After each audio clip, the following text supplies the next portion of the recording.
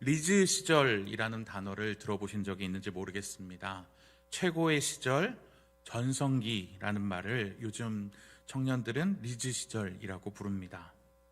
이 단어는 앨런 스미스라는 축구 선수가 리즈 유나이티드라는 FC 소속일 때 최고의 활약을 펼쳤던 것을 두고 저 선수가 스미스 선수가 리즈 뛰었던 시절이란 단어를 여러 번 사용하였고, 이것은 전성기, 황금기, 찬란한 과거 시절을 뜻하는 단어로 사용되고 있습니다.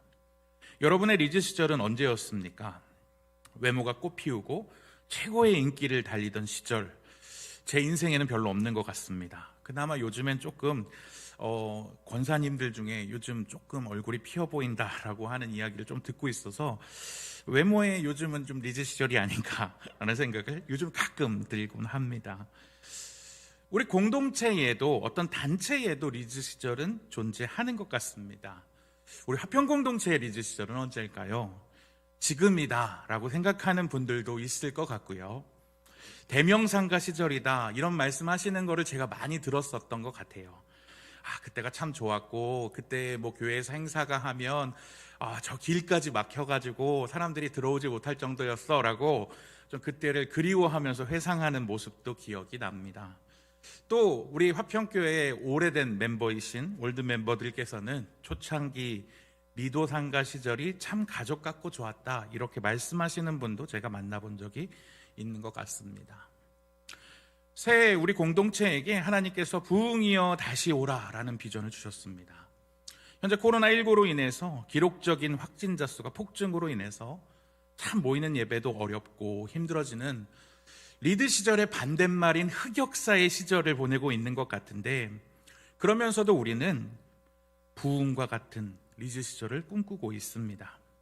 가장 절망적이고 어려운 시간에 아름답고 찬란한 공동체의 부흥을 꿈꿨던 한 사람의 이야기를 통해서 하나님께서 우리 공동체에게 주신 부흥의 비전을 어떻게 이루어 나갈 수 있을지를 함께 고민하고 생각해 보는 시간을 가지려고 합니다.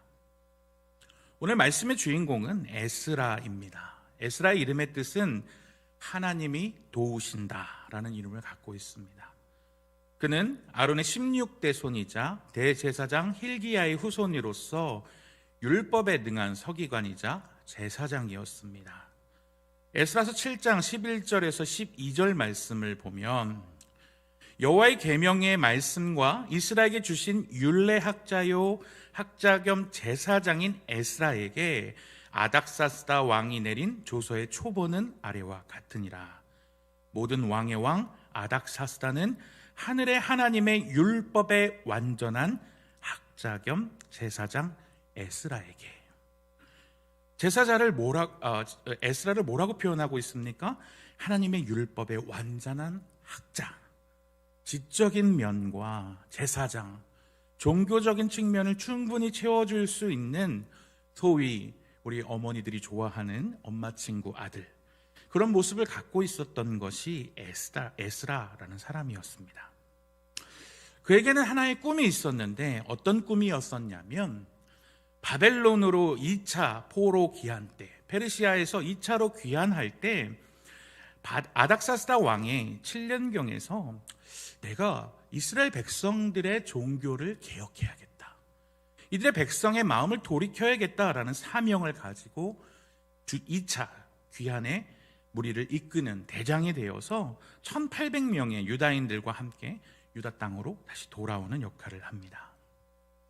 그러니까 그는 페르시아 땅에서 태어나고 자라난 이스라엘의 인물로 보이지만 자기의 땅에, 고향 땅에 정착해 있었던 유대인들과 함께 그 땅을 돌아가고자, 자기의 고향인 예루살렘을 다시 한번 종교적으로 개혁하고자 큰 꿈과 희망을 가지고 예루살렘으로 돌아오기를 결단하였습니다. 그래서 그는 아주 평안하게 살 수 있었던 자신들이 살고 있는 곳을 떠나서, 페르시아를 떠나서 긴 여행길을 오릅니다. 에스라서 7장 8절부터 10절까지를 보면 에스라가 올라왔으니 7년 5째 달이라, 그러니까 아닥사스다 왕 7년 5월에 떠나서 첫째 달 초하루에 바벨론에서 길을 떠났고 하나님의 선한 도우심을 힘입어 다섯째 달 초하루에 예루살렘에 이르니라. 그러니까 여러 달의 정말 목숨을 건 여행 끝에 드디어 하나님께서 하나님 손의 도우심으로 예루살렘에 무사히 도착하게 됩니다. 그에게는 꿈이 있었습니다.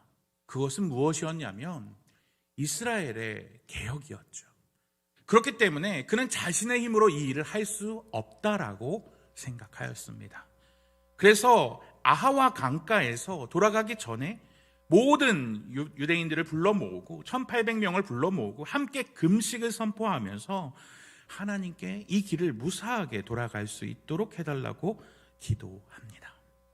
그리고 마침내 이 긴 목숨을 건 여정을 걸고 드디어 계획했던 예루살렘에 도착하게 된 것입니다.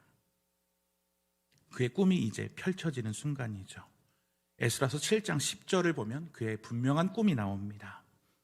에스라가 여호와의 율법을 연구하여 준행하며 율례와 규례를 이스라엘에게 가르치기로 결심하였더라.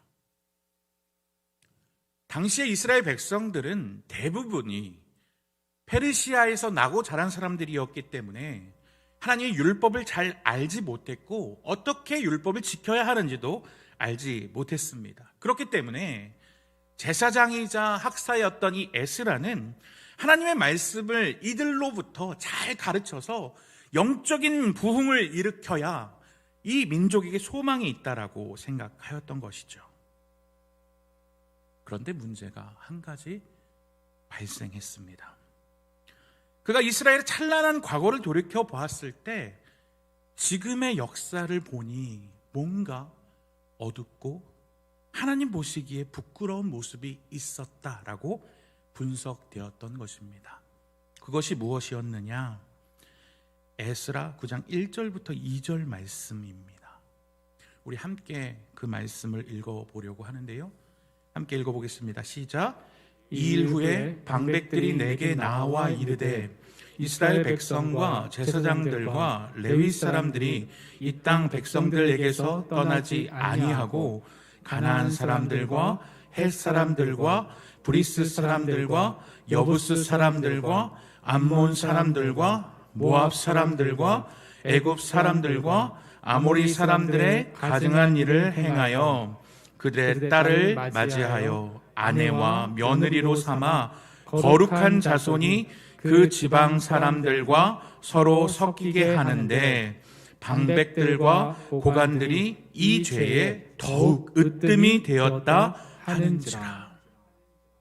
에스라가 돌아와서 자신의 민족을 가르치려고 보니까 하나님께서 금하신 이방인과 결혼하는 그러한 모습들이 있었다라는 거예요. 2절 말씀을 보면 누가 그렇게 하였느냐? 수많은 백성들의 지도자급인 방백들과 고관들이 그 중에서 으뜸이 될 정도로 수많은 사람들의 며느리, 아내로 삼았다라는 것입니다. 이것이 왜 문제가 되는 것일까요? 그들이 며느리로 삼았던 사람들, 아내로 삼았던 사람들은 가나안 사람, 헷 사람, 브리스 사람, 여부스 사람, 성경을 공부하면 공부할수록 이들이 가지고 왔던 수많은 가증스러운 우상들을 너무나도 많이 발견했다는 것이죠. 이들의 우상 섬겨서 하나님보다 우상을 섬기고 하나님보다 우상을 의지해서 우리가 저 땅으로 쫓겨났는데 돌아온 이들이 1차로 귀환했던 이들이 다시금 그들과 결혼하고 그들을 아내로 삼고 그들의 그 가증한 신들을 섬기고 있는 모습을 보면서 그것도 백성의 지도자들이 그렇게 하고 있는 모습을 보면서 이래서는 안 되겠다. 결단하는 모습이 필요하다라고 마음에 다짐하게 됩니다. 그래서 에스라는 오늘 본문에서 모든 백성들을 하나님의 성전 앞으로 불러 모읍니다. 1절 말씀을 보시면 에스라가 하나님의 성전 앞에 엎드러 울며 기도하여 죄를 자복할 때에 많은 백성이 크게 통곡하며 이스라엘 중에서 백성의 남녀와 어린아이의 큰 무리가 그 앞에 모인지라. 여기서 하나님의 성전 앞이라는 것은 하나님의 교회 앞이에요. 성전 앞에서 에스라는 하나님 앞에 엎드려 울며 기도하면서 죄를 지었다라고 자신의 죄를 자복합니다. 여기서 우리는 의문을 갖죠. 에스라도 이방 결혼을 했던 것인가요? 아닙니다. 그가 볼 때에 이 백성의 죄가 우리 모두의 죄라고 자기는 인정하였다는 거예요. 하나님 앞에 비추어 봤을 때 나도 죄인이라는 것을 깨닫게 되는 것입니다. 그러니까 백성의 지도자였던 에스라는 하나님 앞에서 어떻게 합니까? 엎드려 울며 기도하였다라는 거예요. 이 울었다라는 말은 그냥 눈물을 뚝뚝뚝 흘리는 것이 아니라 통곡하면서 하나님 앞에 울부짖었다라는 거예요. 머리를 땅에 대면서 하나님 앞에 엉엉 울면서 하나님, 우리의 죄를 용서해 주십시오. 우리가 우상을 섬겨서 저곳으로 쫓겨갔는데 아직도 정신을 차리지 못하고 다시금 이방 여인들과 결혼하고 그들의 우상을 섬기고 있습니다. 우리의 죄를 용서해 주십시오. 그리고 자신의 죄를 자복하였습니다. 이 죄를 자복하였다는 것에서는 수많은 사람들 앞에서 자기의 죄를 고백하는 거예요. 하나님 앞에서 내 죄를 고백하는 것은 어떻게 보면 쉬울 수 있습니다. 하나님과 1:1 관계니까요. 그런데 수많은 사람들 앞에서 나는 이런 죄를 저질렀고요, 하나님 보시기에 난 부끄러운 죄인입니다 라고 자신의 죄를 고백하는 것은 결코 쉬운 것이 아니거든요. 그러니까 이 모든 이스라엘 백성들이 에스라가 그렇게 통곡하고 하나님 앞에, 하나님의 말씀 앞에서 엎드려져서 대성통곡하는 모습을 보면서 이들도 똑같이 우리의 죄를 고백하게 되는 것입니다. 그리고 나서 어떤 결정을 하는 것입니까? 3절 말씀을 보면 곧 내 주의 교훈을 따르며 우리 하나님의 명령을 떨며 준행하는 자의 가르침을 따라 이 모든 아내와 그들의 소생을 다 내보내기로 우리 하나님과 언약을 세우고 율법대로 행할 것이라. 중요한 것은 율법대로 행할 것이다. 하나님의 말씀대로, 하나님과 한 약속대로 행하기를 결정했다라는 것입니다. 백성의 지도자인 에스라가 하나님 앞에서 엎드려 울며 통곡하며 자신의 죄를 자복했을 때 수많은 사람들도 자신의 죄를 자복했고 하나님의 명령대로, 하나님의 말씀대로 따르기로 결단하였습니다. 그런데 우리가 그 자리에 가 있다고 생각해 보십시오. 여러분의 이웃이 자기 아내, 자기 아이를 하나님 말씀 앞에서 내보내야 하는 입장이라고 생각해 보십시오. 내 사랑하는 아이입니다. 어쨌거나 함께 했던 아내입니다. 그런데 그것을 그렇게 하는 것이 정말 쉬운 일이었을까요? 뼈를 깎는 아픔이었을 것입니다.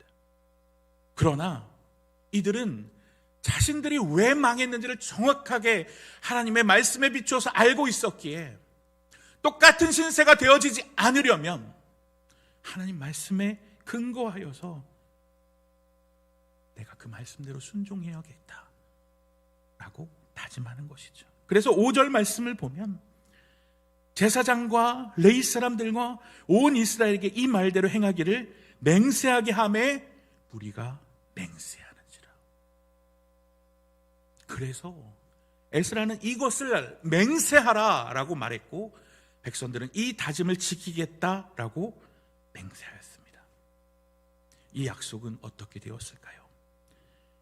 11절과 12절 말씀을 보면 이제 너희 조상들의 하나님 앞에서 죄를 자복하고 그의 뜻대로 행하여 그 지방 사람들과 이방 여인을 끊어버리라 하니 모든 백성이 큰 소리로 대답하여 이르되 당신의 말씀대로 우리가 마땅히 행할 것이니라. 그리고 나서 에스라서 10장 이후에는 그렇게 뼈를 깎는 아픔으로 자신의 혈족을 끊어버리고 거룩을 회복하여 하나님의 백성이 되었던 사람들의 명단이 나와 있습니다. 그리고 이스라엘은 부흥을 맞이하게 됩니다. 부흥은 숫자가 늘어나는 게 아니라고 우리 담임 목사님 설교할 때 말씀하셨듯이 진정한 부흥은 우리의 마음에서 시작되는 것입니다. 진정한 부흥은 회개에서 시작하는 것입니다. 사람의 앞에서가 아니라 하나님 앞에서. 사람의 말이 아니라, 사람의 감정이 아니라, 사람의 인연이 아니라 하나님의 말씀을 기준으로. 남들도 다 그렇게 하는데요, 핑계대지 아니하고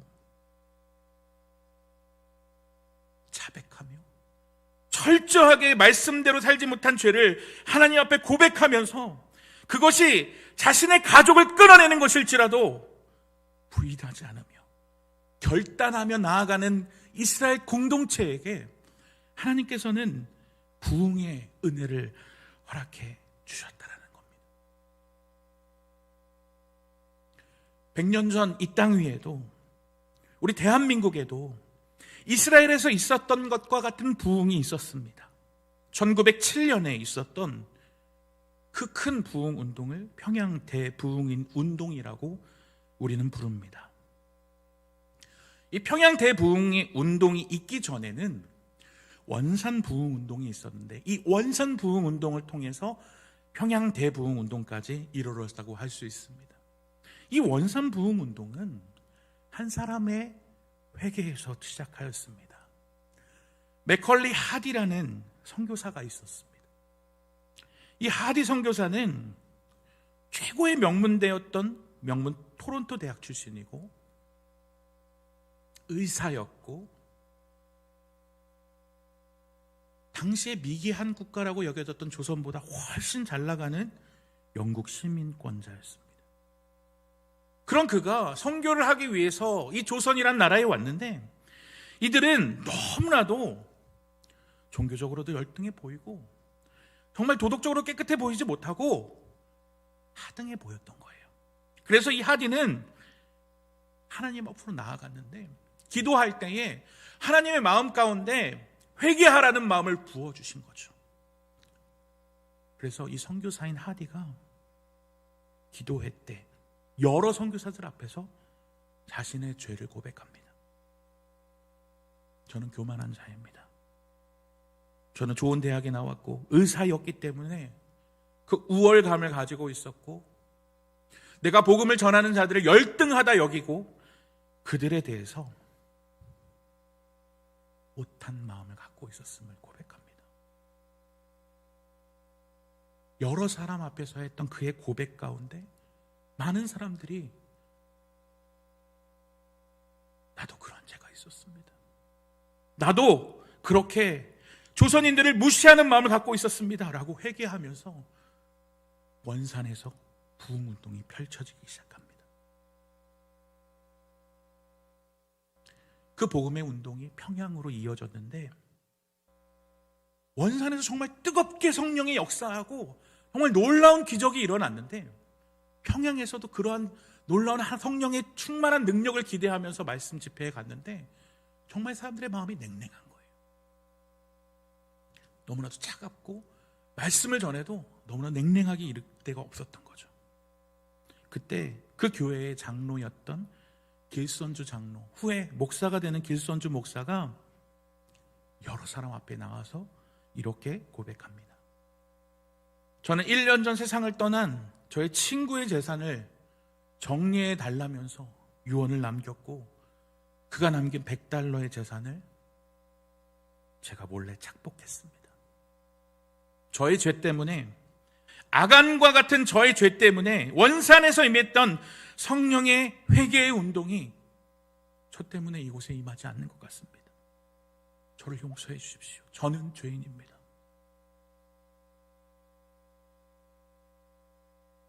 그의 용기 있는 죄의 고백이 수많은 사람의 죄의 고백과 자백으로 이어졌고 평양 대부흥운동은 시작되었습니다. 사회가 개혁되었습니다. 여성의 지위가 향상되었고 미신이 타파되었고 소돔과 고모라와 같이 여겨졌던 평양, 기생과 환락의 도시인 평양이 동양의 예루살렘, 동방의 예루살렘이라고 불려졌으며 만주와 중국까지 퍼져나가는 부흥운동의 모체가 되었습니다. 이 두 사람의 이야기를 통해서 하나님께서 우리에게 닿게 하시는 것은 무엇입니까? 진정한 부흥은 진정한 회개에서 시작된다는 것입니다.